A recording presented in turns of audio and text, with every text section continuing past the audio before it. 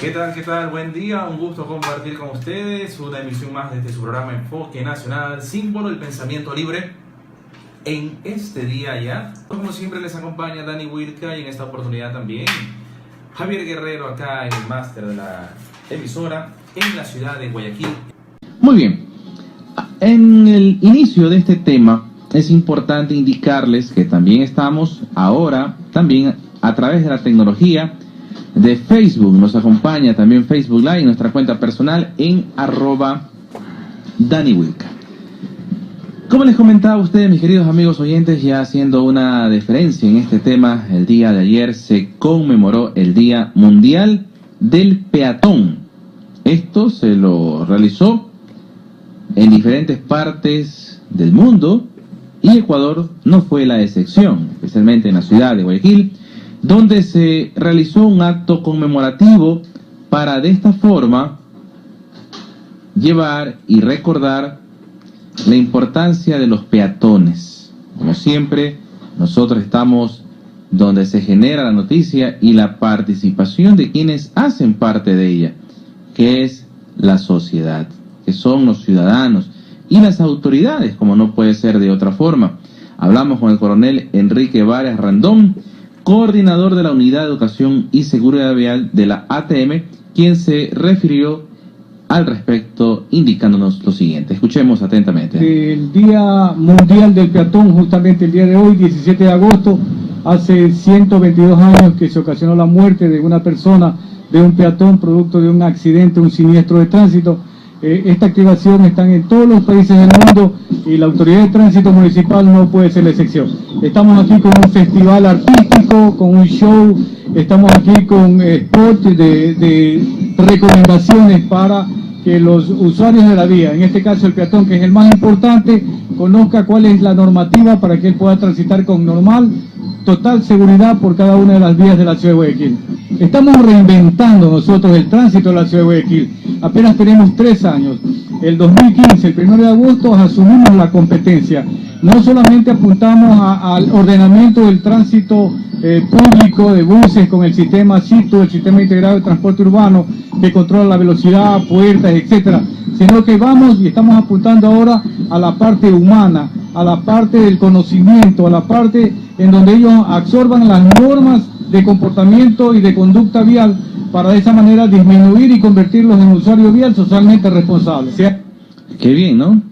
Ser ciudadanos responsables. Y es verdad, en este ámbito siempre se habla bastante de los deberes y derechos también de nosotros los peatones, pero es importante también tomar en cuenta que debemos reflexionar en cuanto se refiere a este tema, porque lamentablemente, y esto sí lo digo muy categóricamente, peatones y conductores no tomamos en cuenta las señales de tránsito, no respetamos. No estoy indicando que todos estamos en el mismo saco, no, pero sí gran parte de nuestra población se deja llevar por este tema que es importante de tomar en cuenta y que ustedes deben reflexionar en este punto aparte que le estamos dando a conocer en esta mañana, para que ya en nuestras vías no haya ya la gran cantidad de personas que son atropelladas, arrolladas. Es lamentable. Y hablando en este tema, también no hay momento en que no se sepa de esto. O sea, ya una persona atropellada ya no es noticia. Miren ustedes el impacto que causó en su momento, ¿no? Para que se tome en cuenta el Día del Peatón. Entonces, es por eso que se hace esta reflexión necesaria, importante, adecuada, real, para generar un cambio de conciencia, actitud frente a este tema que estamos abordando la mañana de hoy. Por otra parte, también los accidentes de tránsito esta última semana, más que nada, han estado a la orden del día. Accidentes lamentables con saldos de personas fallecidas, heridas, familias que lo han perdido a sus seres queridos, y ahora se habla de reformas a la ley de tránsito en este sentido. Y es cuando yo hago la referencia, ya nos vamos con el entrevistado en breve, que nos acompaña en la mañana de hoy el doctor Raúl Garcés, decano de la Facultad de Comunicación de la Universidad de La Habana, Cuba. En el tema de que primero deben pasar las cosas para tomar cartas en el asunto.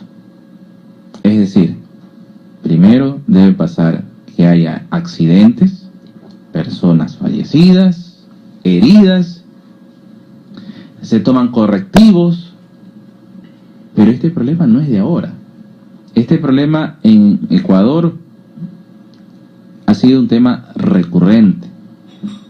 Se habla de fotorradares a nivel nacional y esa será la solución, les pregunto a ustedes.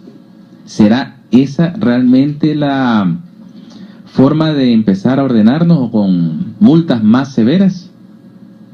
El tema va más allá. El tema va de nuestra idiosincrasia. El tema va de la educación que recibimos. Y si partimos de educación, vámonos a la década de los años 80, cuando empezó un nuevo periodo de transición política en el país, luego de estar en época de la dictadura. ¿Se acuerdan ustedes? Allá por fines de la década del 70. Yo sí me recuerdo. Y luego con el tiempo han habido cambios. Pero los gobiernos que han estado en su momento de turno han hecho una apología de buscar cambios. Y es así como en el gobierno del sucesor del fallecido presidente, en 1981, si la memoria no me falla, empezó un cambio en la materia de educación, suprimiéndose urbanidad y cívica. En urbanidad nos enseñaban a tratar, a respetar, a comprender, a tolerar valores fundamentales, pilares de una sociedad. Lamentablemente esto se ha perdido.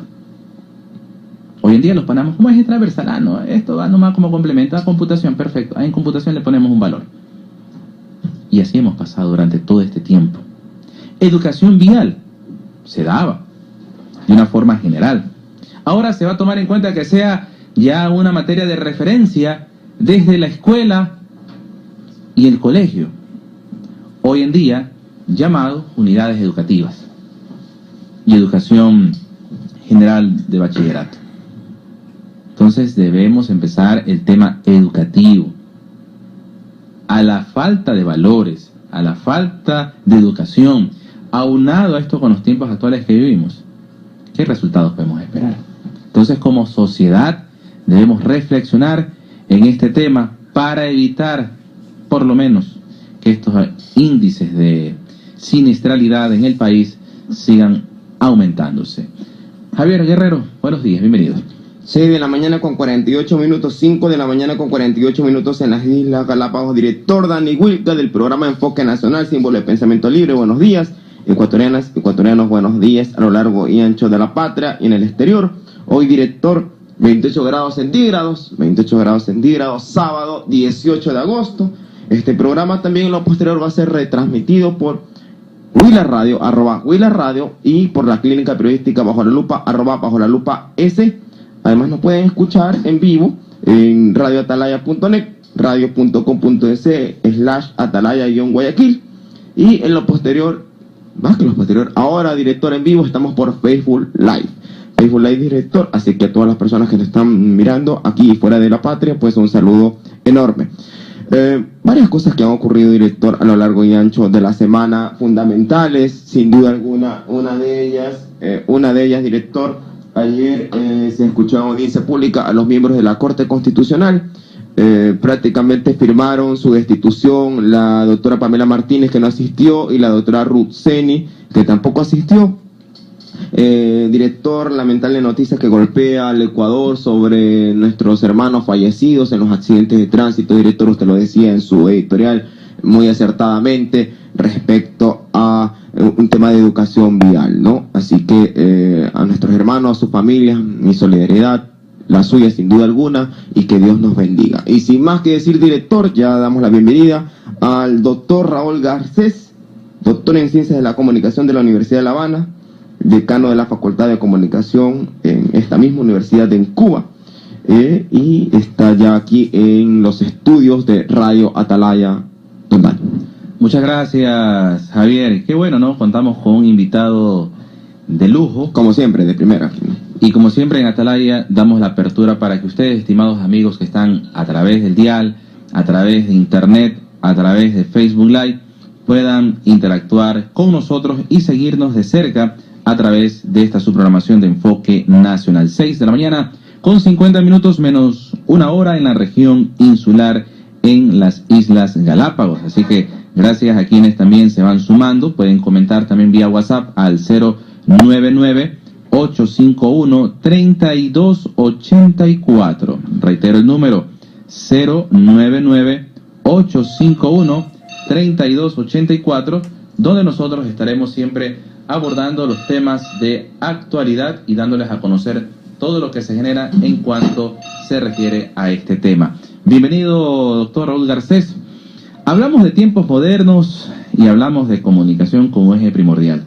Las tecnologías de la información y la comunicación son parte de ese cambio que tenemos y que estamos en esa transformación digital.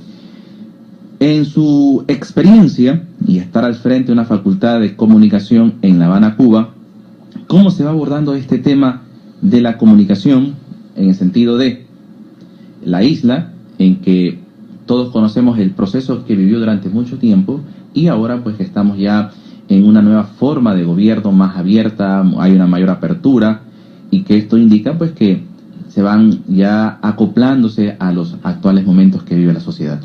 Sí, bueno, muy buenos días y gracias por invitarme a este programa y permitirme compartir con los ecuatorianos y con parte de su audiencia algunas ideas en torno a comunicación. Yo creo que nosotros formamos parte de un cambio global. Esta transformación que tú refieres en torno a la tecnología tiene implicaciones para todos los países en cuanto a cambios de paradigmas de comunicación. Es decir, si en algún momento pretérito pasado, la radio o la televisión o la prensa impresa eran los medios emisores, mientras que los usuarios, las personas que nos escuchaban, eran únicamente los receptores. Hoy yo creo que la tecnología, ustedes mismos están por Facebook Live, por ejemplo, y tienen seguramente posibilidad de interactuar con muchos oyentes que van a estar haciendo comentarios y que se van a convertir en gestores y en productores de comunicación. Es decir, yo creo que el cambio, o uno de los cambios tecnológicos principales, es propiciar lo que algunos llaman el EMIREC, un emisor que se convierte al mismo tiempo en receptor y un receptor que al mismo tiempo se convierte en generador de contenidos. Ya, es decir, que cambiamos, disculpe Raúl que le interrumpa, cambiamos ya entonces el concepto tradicional que antes decíamos emisor, receptor y el canal que mensaje. Es comunicación. Claro. Mensaje. Alejandro Pichitelli, por ejemplo, decía, uno de los teóricos que ha abordado este tema, digamos, con más énfasis, hablaba de la emergencia del concepto del prosumidor. Es decir, el productor de noticias que al mismo tiempo la consume o el consumidor que al mismo tiempo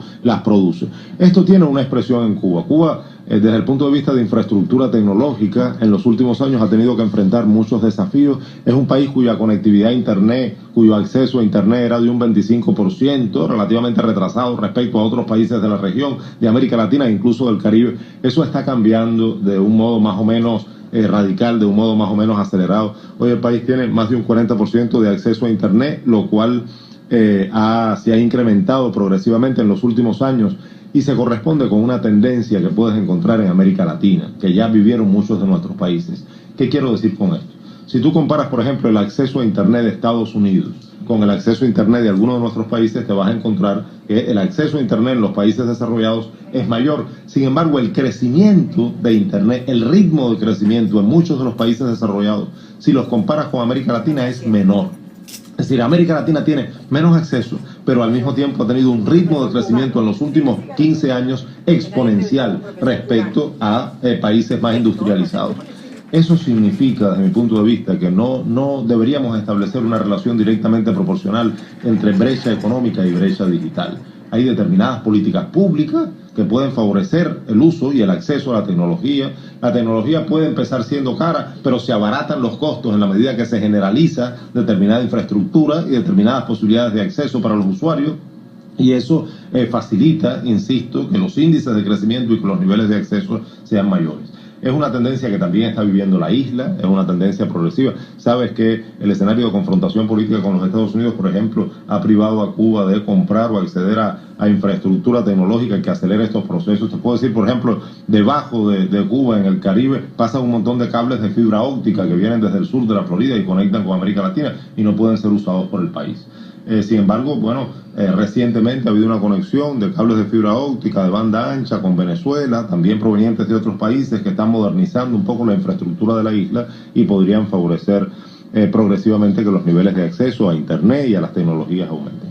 Que es muy importante tomar en cuenta en estos momentos, sobre todo que ya estamos hablando de un tema importante. Usted mencionaba el crecimiento exponencial en América Latina y eso es evidente pues debido pues a que cada vez el acceso a Internet es más asequible para las personas, especialmente con el grupo de los millennials, que ahora se les llama, que son los que están dentro de los teléfonos celulares, de las tablets, y que prácticamente es el día a día de aquello. Pero aterrizando en nuestra realidad y en el concepto de transformación digital versus la transformación que han tenido que inclusive los medios tradicionales como la radio, la televisión, la prensa escrita, adaptarse para no quedarse relegado, porque de aquí hablamos en un futuro ya la comunicación será netamente digital. En este concepto, Raúl, ¿usted cómo ve el futuro de la comunicación en América Latina? Yo creo que lleno de oportunidades muy promisorias. Lo que pasa es que, como acabas de decir, tenemos que adaptarnos a un entorno de convergencia. Y eso significa formar un nuevo tipo de profesional. Hace unos meses, por ejemplo, yo tuve oportunidad de estar en la BBC y estudiar un poquito el proceso de transformaciones, de convergencia que está aconteciendo en la BBC, que como se sabe es una radio y una televisión de servicio pública bastante reputada dentro de nuestro país, aun cuando el modelo de servicio público está siendo muy cuestionado en Europa, y aun cuando muchas de las radios y las televisoras que tradicionalmente fueron paradigmáticas en el servicio público por influencia de un determinado tipo de prensa comercial están cayendo en crisis o son víctimas de cuestionamiento. Pero lo que me interesa resaltar, la BBC tiene un modelo de convergencia que es necesario estudiar entre nosotros. Entonces, miras perfectamente como en lo que ellos llaman, o lo que llamamos una redacción integrada, los sonidos de la radio son perfectamente socializables hacia la televisión, o los videos de la televisión son compartibles hacia la radio y están en una computadora donde todo el mundo puede acceder integradamente a los sonidos, al video, al multimedia, a los community managers que están generando contenidos para las redes sociales. Es decir, hay una multimedialidad también en el tipo de producción de los medios que demanda un tipo de profesional cuyas capacidades, cuyas adaptaciones, cuya formación profesional tiene que demostrar competencias para adaptarse a los nuevos tiempos. La BBC, por ejemplo, tiene un modelo con una academia digamos que está directamente intrínseca, que está vinculada a la BBC y que recapacita a sus profesionales en un periodo de 3 meses, etcétera, para adaptarse a los nuevos escenarios.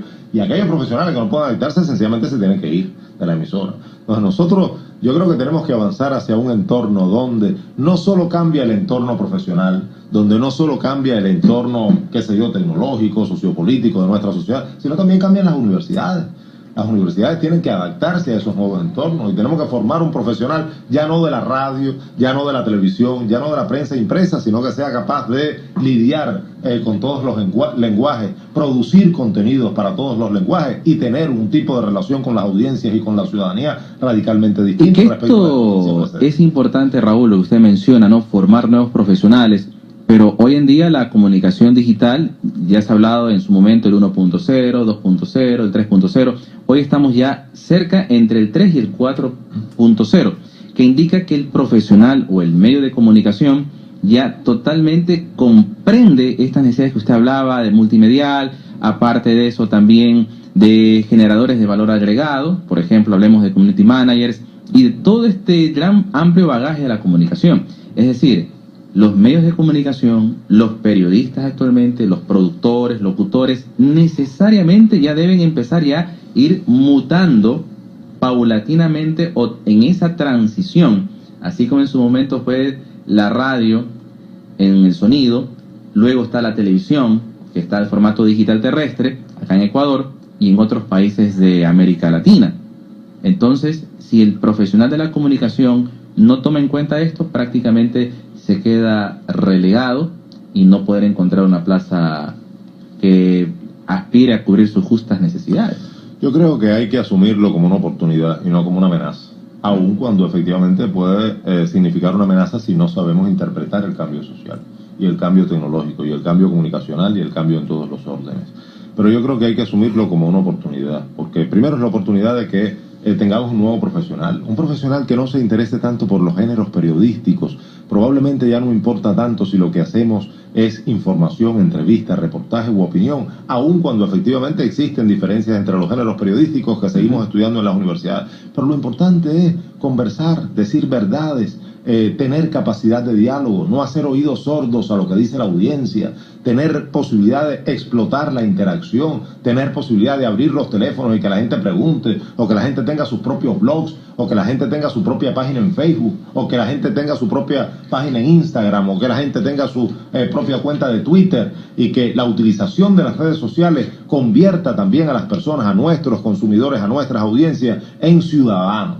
Yo creo que es una oportunidad excepcional para que el periodismo, por eso se habla tanto, Jay Rosen, un norteamericano desde una escuela que en los años 90 tiene una importancia en los Estados Unidos, empieza a hablar de citizen journalism, el periodismo ciudadano, y la posibilidad de que efectivamente no solo nosotros que estamos aquí nos ocupamos del mundo de la comunicación y transmitimos noticias o transmitimos información desde una cabina de radio, sino que la gente que nos está escuchando también se convierta en periodista, que la gente que nos está escuchando también potencialmente se convierta en comunicador, y que la sociedad aprenda a hablar, y que en ese ejercicio se reconozca a sí misma, reconozca sus propias identidades, participe de manera más activa en la construcción de un proceso de desarrollo. Ahora, ya para complementar con mi compañero Javier Guerrero, hablamos entonces de un cambio en el sentido del periodismo que lo realizamos quienes vamos a las facultades de comunicación social versus el periodismo ciudadano que actualmente se da, porque hoy en día una persona con un celular se convierte en un e-reporter, que lo llamo, es decir, un reportero electrónico que está presente donde la información se genera. Ahora, ¿cómo interpretemos esa información que no sea un fake o una noticia falsa, que es lo que tradicionalmente o habitualmente, diría yo, encontramos en Internet y en redes sociales en especial? Por eso yo creo que la batalla está no solamente desde el emisor, sino también desde las audiencias. Y la batalla no es únicamente tecnológica, es también una batalla cultural. Un profesor inglés, le decía a un grupo de estudiantes: perfecto, ya tenemos las tecnologías que aparentemente son la respuesta que nosotros necesitábamos en la sociedad contemporánea. Y por fin, ¿cuál era la pregunta? Es decir, lo que quiere decir el profesor es: no tengamos ahora una posición de deslumbramiento ante las tecnologías, creyendo que las tecnologías nos van a resolver todos los problemas de nuestras vidas. Las tecnologías es la infraestructura, pero los usos sociales de la tecnología los decidimos nosotros. ¿Qué proyecto acompaña a la tecnología? Lo decidimos nosotros. ¿Qué gestión del conocimiento acompaña a la tecnología? La decidimos nosotros. ¿Qué gestión de la comunicación acompaña a la tecnología? La decidimos nosotros. Entonces, yo creo que hay que sensibilizar también a las audiencias. Hay un profesor chileno desde hace mucho tiempo, no sé si todavía vive, Valerio Fuenzalida, que es autor de una teoría, de una escuela crítica de la recepción activa, que trata de formar capacidades en los ciudadanos, en los receptores, para que tengan posiciones críticas frente a los medios.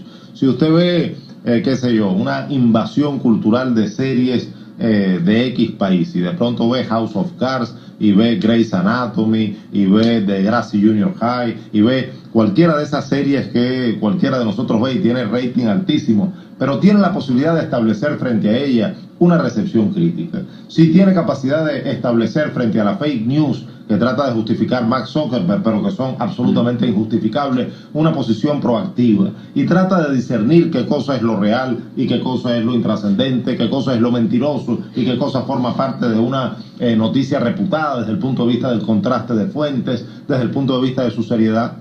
Yo creo que usted es un receptor más activo, pero nosotros necesitamos ciudadanos en nuestras sociedades. Nosotros necesitamos gente que tenga frente a los medios una posición crítica. Nosotros necesitamos gente que exija la verdad, y gente que exija la interpretación de las cosas, y gente que exija un contraste de fuentes en las noticias, y que por ese camino tenga la posibilidad también de dialogar con los medios como un receptor activo, y no como un receptor que acepta todo lo que le dicen y que no sabe discernir qué cosa es una verdad o qué cosa es una mentira, y que le da alimento a la fake news, que efectivamente, coincido, se han convertido en el mundo contemporáneo, sobre todo en las redes sociales, como una suerte de plaga de la que no nos podríamos librar, a no ser que la gente sepa identificar qué cosa es una fake news y establecer respecto a eso una posición proactiva. 7 de la mañana con 4 minutos, 6 de la mañana con 4 minutos en las Islas Galápagos. Estamos conversando con el doctor Raúl Garcés, decano de la Facultad de Comunicación de la Universidad de La Habana. Ya solamente, don Dani, estaba escuchando atentamente, no quise hacer ninguna interrupción porque el invitado es quien es el protagonista y sin duda alguna hay que aprovechar su sapiencia para las audiencias. Aparte de un paréntesis, ya está con nosotros nuestro invitado especial, director, está en la cabina junta y en breves, si 9 segundos, estará con nosotros acá en la cabina principal. Doctor Raúl, solamente en 30 segundos le pregunto. Comunicación tradicional frente a la comunicación digital. ¿Hay una revancha o una complementariedad? Yo creo que todos los medios, y yo creo que la comunicación tradicional y la comunicación digital tienen que aprender a coexistir y no verse como herramientas opuestas por una razón muy sencilla. Es necesario que la comunicación tradicional se convierta cada vez más en digital. Ustedes son una radio y yo estoy viendo delante de mí un montón de computadoras que informatizan obviamente los procesos de transmisión y de generación de los mensajes. Probablemente la radio de hace 30 años o de hace 40 años o de los años 20 cuando surgió no se hacía así. Ustedes obviamente o cualquier medio tradicional tiene que asimilar la tecnología para incorporarla como parte de su proceso de producción de noticias. Por tanto, los medios tradicionales son cada vez más digitales, pero también los medios digitales necesitan apropiarse de la cultura profesional, de los procesos de producción de noticias, de los procesos de construcción de la información que han sido socialmente acumulados como parte de la cultura profesional periodística. Entonces, yo creo que no hay que hablar más en el mundo contemporáneo de la comunicación tradicional y la digital. Hay comunicación en todos los soportes, hay comunicación en todos los formatos, hay comunicación en todos los canales. Los medios tradicionales son cada vez más digitales y los medios digitales necesitan apropiarse de culturas tradicionales profesionales para ejercer la profesión. Y necesitamos un profesional que esté apto y que tenga competencias culturales y profesionales suficientes como para enfrentar el nuevo entorno tecnológico.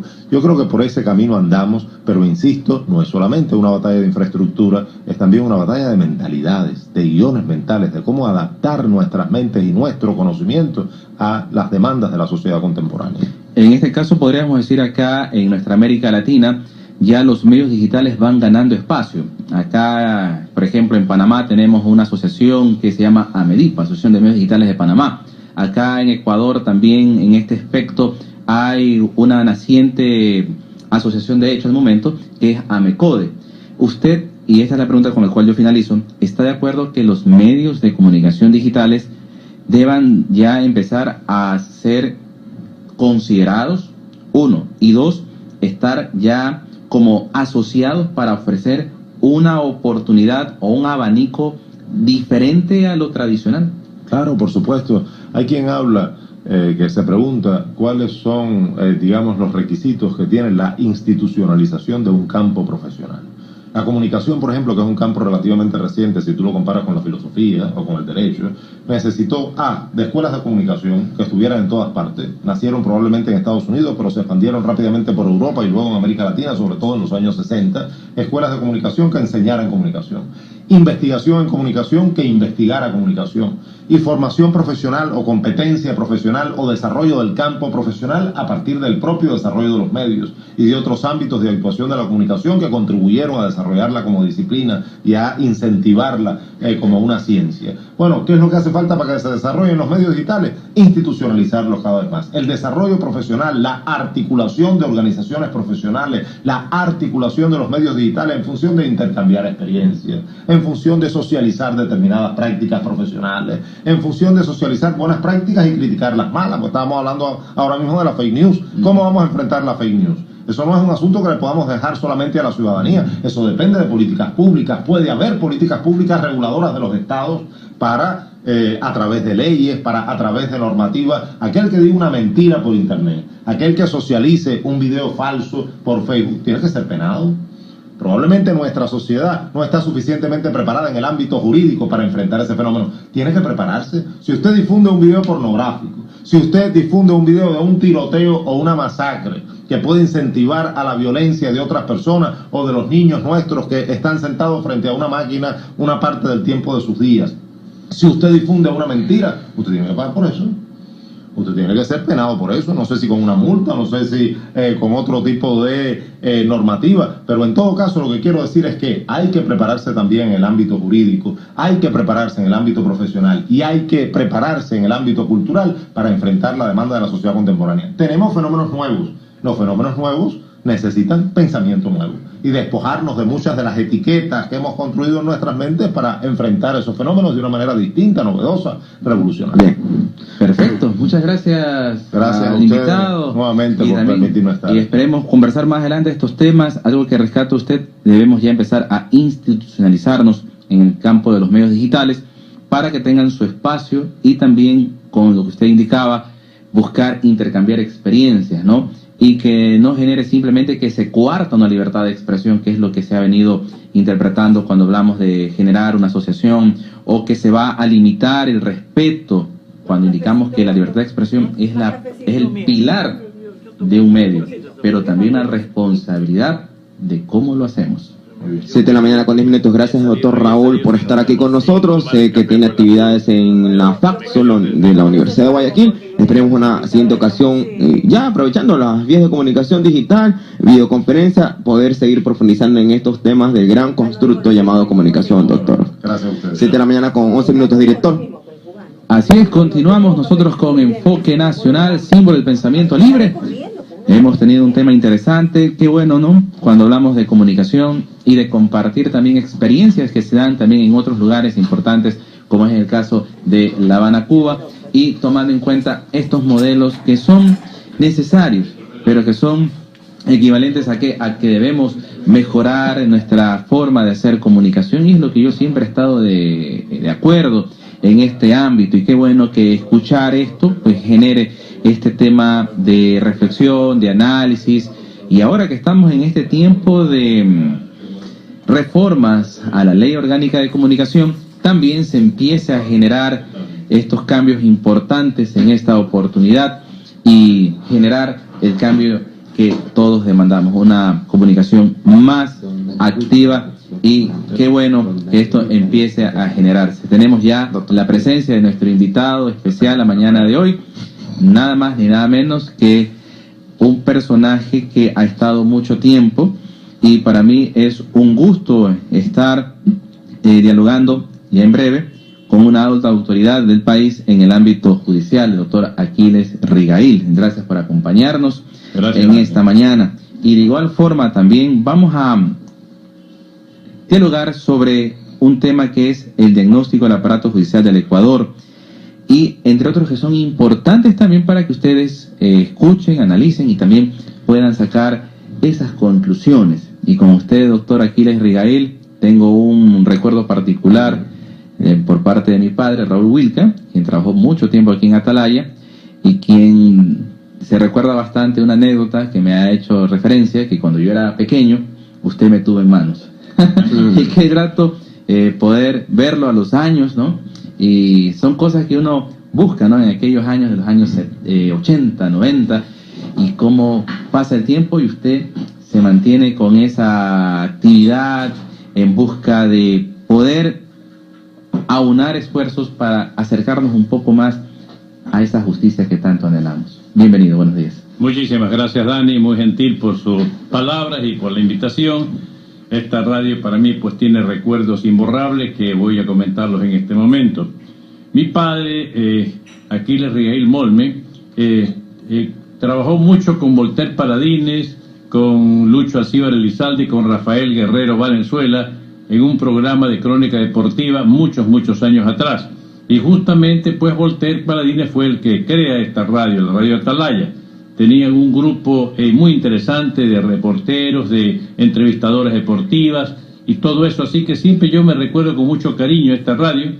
Luego pues uno de mis mejores amigos, uno de mis más queridos amigos, el ingeniero Octorio Mendoza Cubillo, tuvo también pues obviamente mucha inferencia en esta radio, y sus hijos pues así también han seguido la huella esa cristalina y pura y diáfana que dejó Voltaire, a quien pues yo conocí, a quien aprecié muchísimo. Quería mencionar esa situación, esas memorias, porque realmente pues siempre están en mi recuerdo.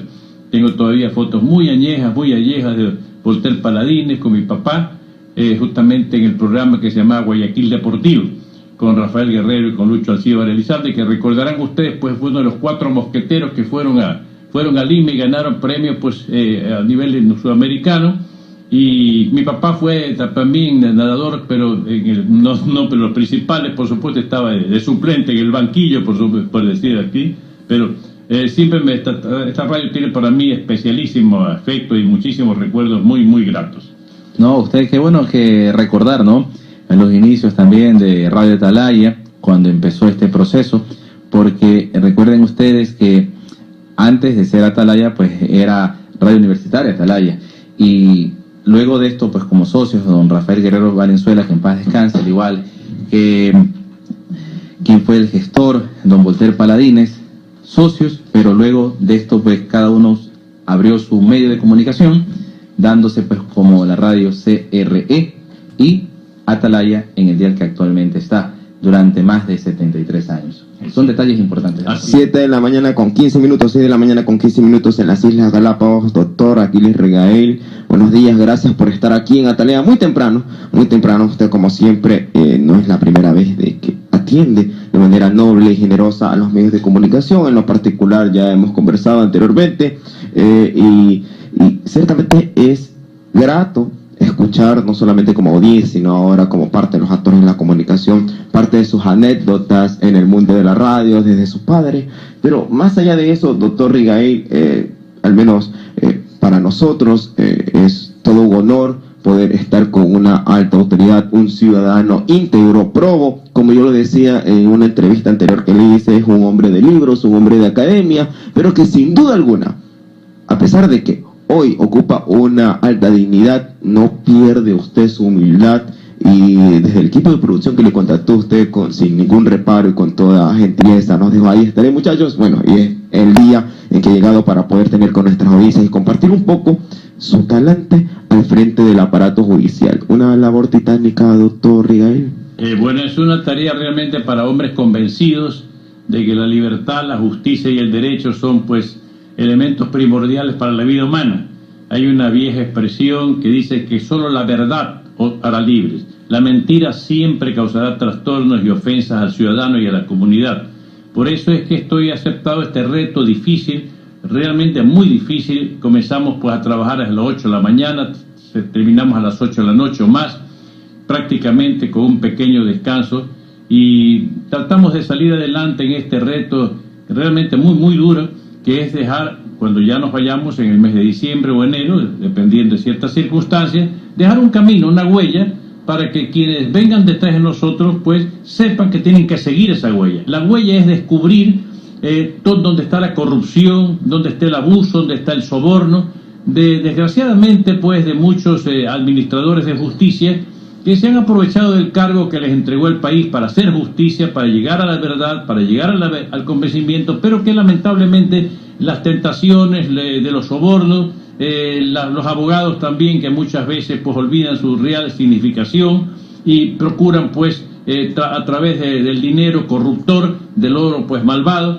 corromper, como digo, aunque se esté repitiendo, la conciencia de jueces, de fiscales, para llevar a cabo pues sus fallos, ganar sus juicios, pero ganar juicios con el dinero corruptor, con el oro que no es pues realmente digno, no es una cuestión que amerite reconocimiento, y más bien es una sanción que la sociedad algún día entregará cuando se descubran y vayan aflorando todas estas corruptelas que lamentablemente pues las encontramos a diario en este Consejo de la Judicatura, de la cual yo soy vocal y hasta el día de ayer pues presidente subrogante.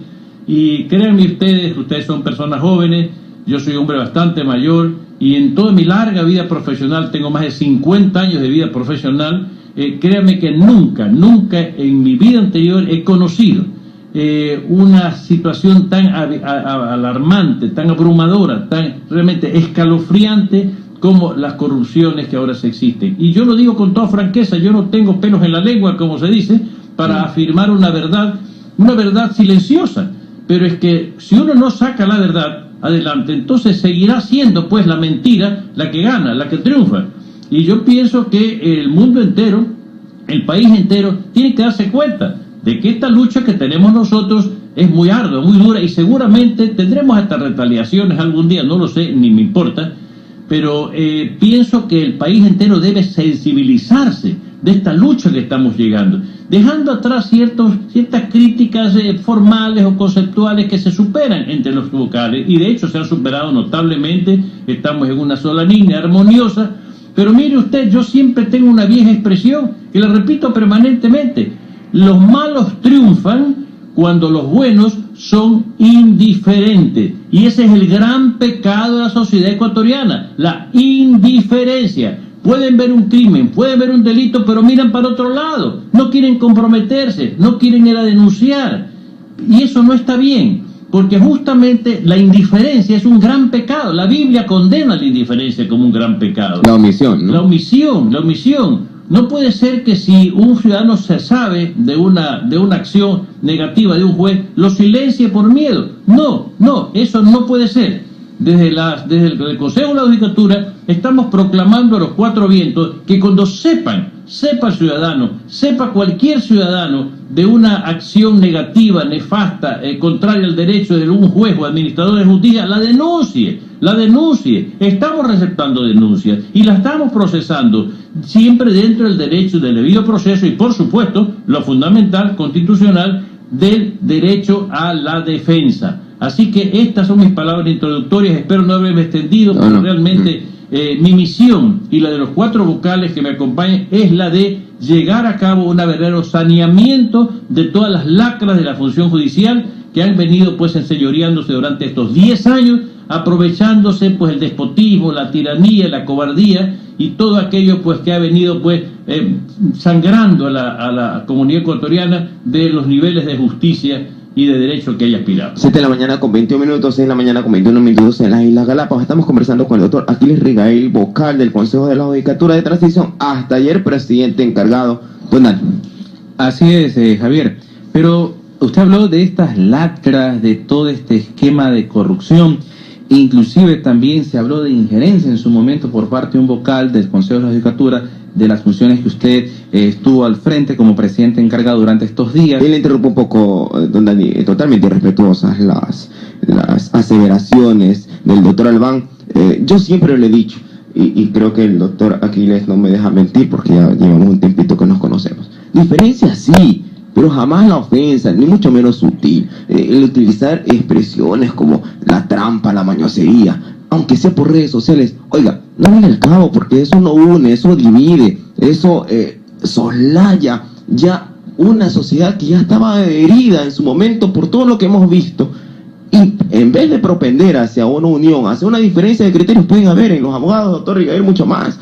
Pero no obstante, eso no te quita el ser caballero, el tener el respeto absoluto por la otra persona, e incluso, si está equivocado, con toda la humildad, reconocer, estoy equivocado, aprendo del otro, don Dani. Es que eso es importante, Javier, pero lamentablemente cuando se llega muchas veces a un cargo, nos olvidamos de aquello, nos dejamos llevar por esa efervescencia, no lo pensamos de una forma mental, sino nos dejamos llevar por un remordimiento, un sentimiento visceral, diría yo así, para ser un poco no muy peyorativo en este sentido, pero hay cosas que deben cambiar, doctor Aquiles Rigail, y usted le escuchaba en su alocución sobre esto de la corrupción y de las lacras. Coméntenos cómo ha podido usted diagnosticar en estos días que usted estuvo al frente de la presidencia del Consejo de la Judicatura. Nos llegan todos los días al Pleno expedientes disciplinarios pertinentes a jueces y fiscales y también auxiliares de la función judicial, en la que se evidencia que ha existido definitivamente grandes falencias en la administración de esta justicia que acabo de mencionar.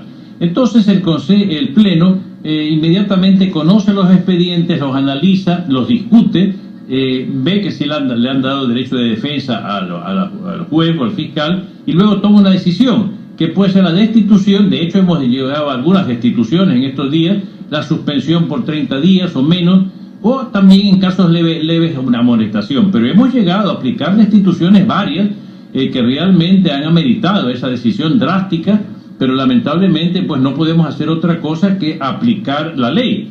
Yo creo que efectivamente han habido circunstancias que pueden haber motivado en un momento dado ciertas diferencias conceptuales, pero eso es una cuestión menor frente al gran reto que tenemos por delante. Y justamente se trata de hacer a un lado ciertas diferencias que pueden ser subsanadas o pueden mantenerse. Eso no es un pecado, mantener diferencias. Lo importante es que esas diferencias las estamos dejando a un lado para encaminarnos en el gran propósito que nos ha impuesto el pueblo ecuatoriano, porque el pueblo ecuatoriano es el que nos ha dado este mandato a través del Consejo de Participación Ciudadana y Control Social Transitorio, cuya presidencia pues la ejerce noblemente el doctor Julio César Trujillo. Así que efectivamente ciertas diferencias que han salido a la luz han quedado atrás. La armonía en el pleno es total. Se han llegado a las explicaciones, a las satisfacciones que cada uno esperaba del otro. Zanjadas totalmente, porque el objetivo es muy grande. No podemos desperdiciar un solo minuto de lo corto tiempo que tenemos para destinarlo a circunstancias que pueden tener problemas en lo personal. Así que yo me llevo excelentemente bien. Juan Pablo es un gran profesional, es un hombre versado en la protección de derechos humanos, que tiene por delante un gran futuro seguramente, pues incluso en organismos internacionales.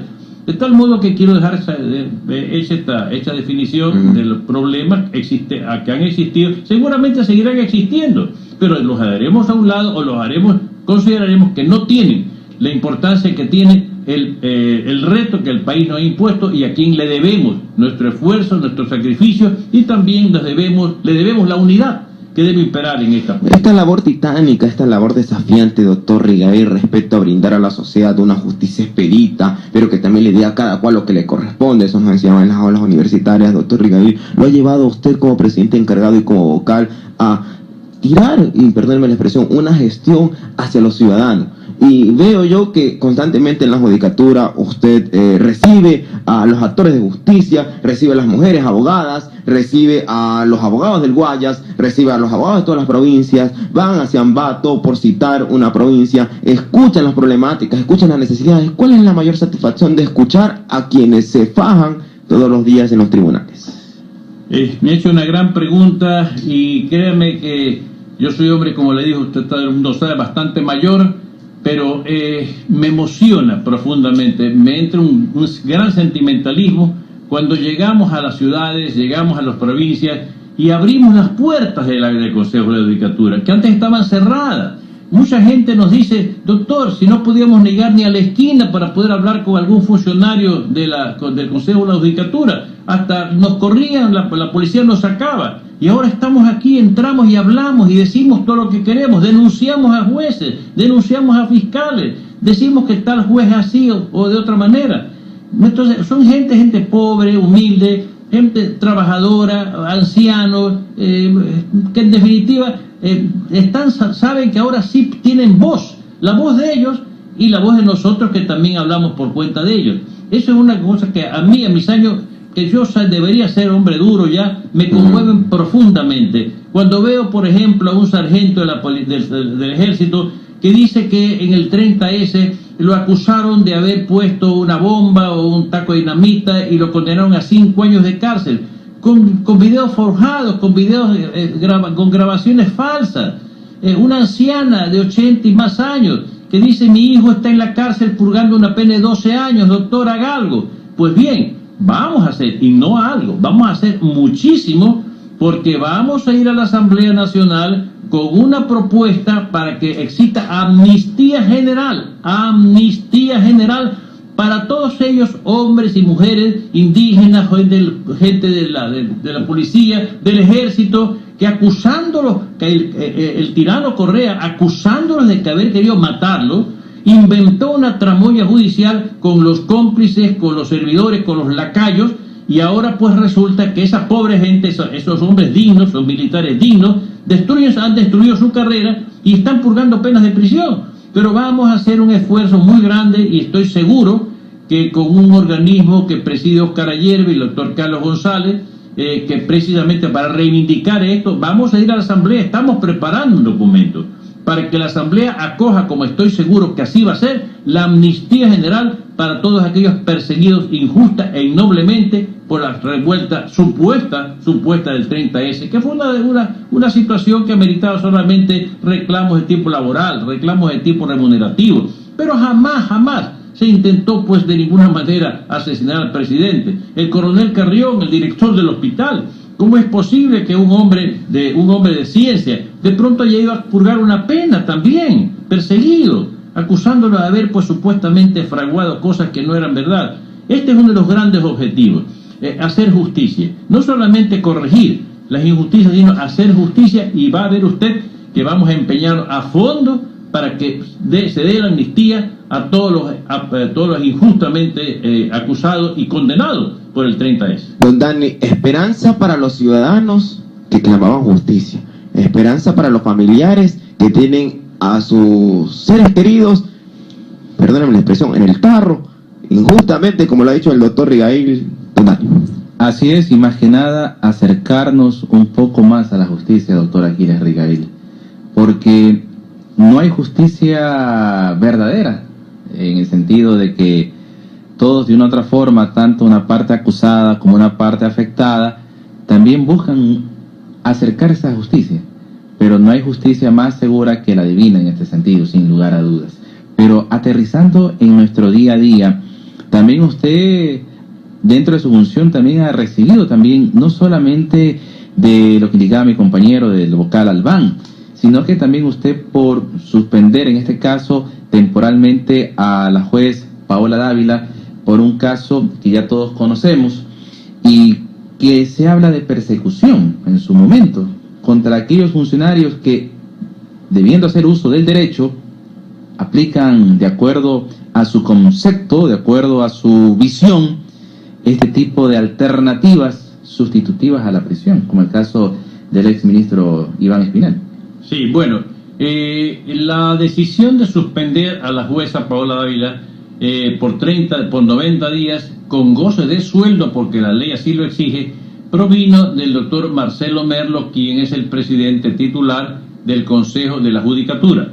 La decisión del doctor Merlo no se tomó de manera imprevista, sino que la revisó, la analizó con otras personas, con otros asistentes y directores jurídicos, y luego de un estudio reflexivo determinó que el caso de la jueza en concederle la libertad al señor Espinel, al doctor Espinel, violaba definitivamente la normativa, y además, según dice, y voy a citar el artículo concretamente, el artículo 269, numeral 5 del Código Orgánico de la Función Judicial determina que el presidente del Pleno del Consejo de la Judicatura, no el Pleno, sino el presidente, tiene la facultad de suspender hasta por 90 días al operador de justicia cuya decisión haya causado gravedad y alarma en la comunidad ecuatoriana.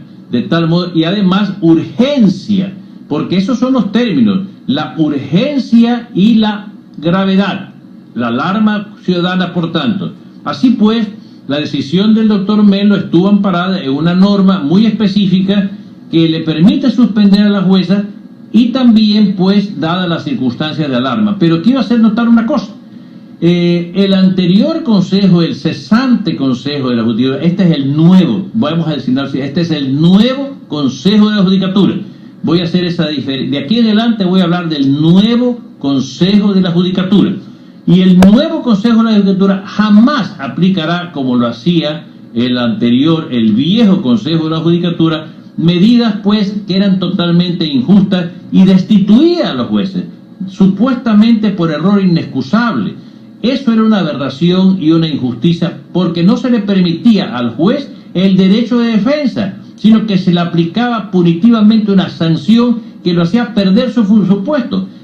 Muchas veces estas sanciones eran injustas, porque el juez simplemente, cuando se le mandaba la sentencia hecha, se negaba a firmarla, porque decía que tenía su propio criterio. Y cuando el juez no bajaba la cabeza, no aceptaba las órdenes, las presiones o los oficios que le mandaban desde el doctor Alexis Mera, de la Presidencia de la República, la sanción era inmediata. Simplemente no se le permitía el derecho de defensa, sino que simplemente se lo destituía. En el caso presente yo quiero hacer notar una cosa. La jueza tiene 90 días durante su retiro para defenderse. No se le ha privado jamás del derecho de defensa. Se trata de una medida cautelar. Una medida cautelar. Miren que repito 2 veces la palabra. Cautelar. En otras palabras es preventiva. Preventiva, y se le da a la jueza el derecho constitucional de defensa y se la somete al debido proceso. De tal manera que esa es la gran diferencia entre el viejo Consejo de la Judicatura y el nuevo Consejo de la Judicatura, donde la rectitud de todos sus miembros es la que también impone la rectitud de sus pronunciamientos. Es decir, cumplir en base a derecho, sin lugar a dudas. 7 de la mañana con 35 minutos, el tiempo se nos va rápido. Corriendo, radio, pero gracias por esa deferencia de ilustrarnos, más que nada a la audiencia, sobre estos cambios. Saco en conclusión un gran reto que ustedes tienen. Este gran reto es de entregar un nuevo Consejo de la Judicatura, como usted lo ha mencionado en más de una oportunidad, y también de la amnistía general a todos los quienes están con procesos legales, inclusive hasta con privación de su libertad injustamente, por el 30S. Doctor Rigail, y con su venia, don Dani, yo quería solamente destacar 2 cosas y brevemente, doctor Rigail, que me pueda comentar aquello. En el último pleno del nuevo Consejo de la Judicatura se trató respecto al instructivo para que jueces y tercer y segundo nivel califiquen la actuación de los jueces inferiores. Y de así ajustar y asegurar que toda la actuación judicial sea juzgada por un actor judicial. Y por otro lado también que exista una comisión permanente de investigación de casos de corrupción judicial con la cooperación del Consejo de Participación Transitorio, doctor. Eso es una gran decisión que hemos tomado.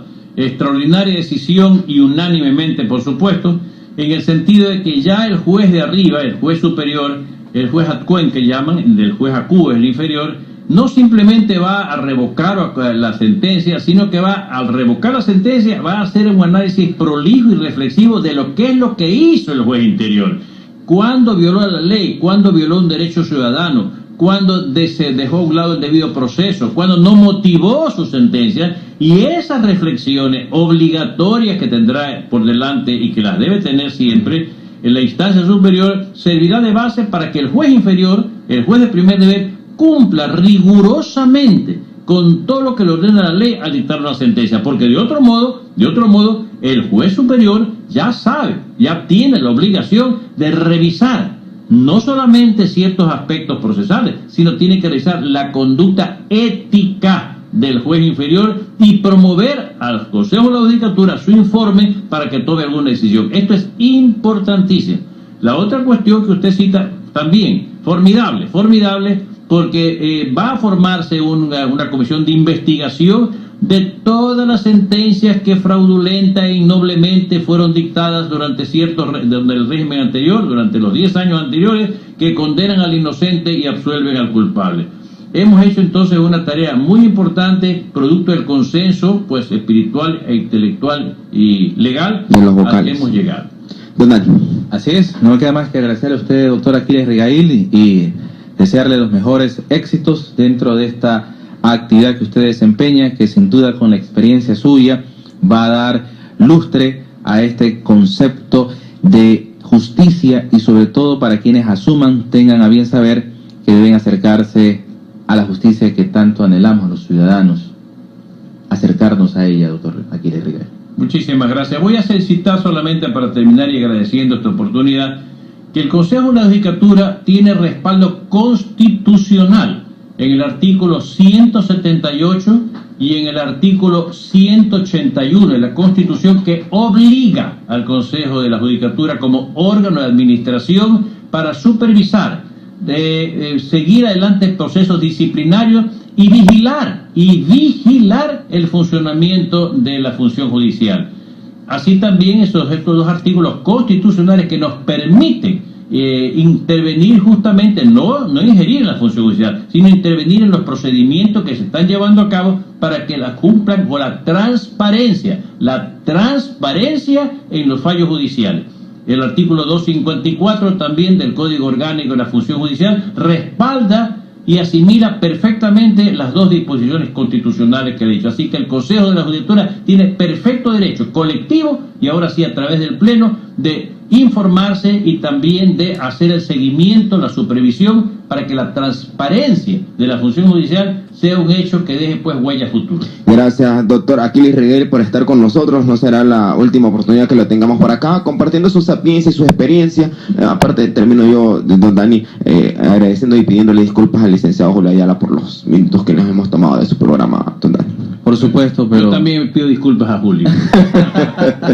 Gracias a los amigos oyentes, y de nuestra parte será hasta el día de mañana a partir de las 6 aquí en Enfoque Nacional a través de la señal de Atalaya 680M. Buenos días.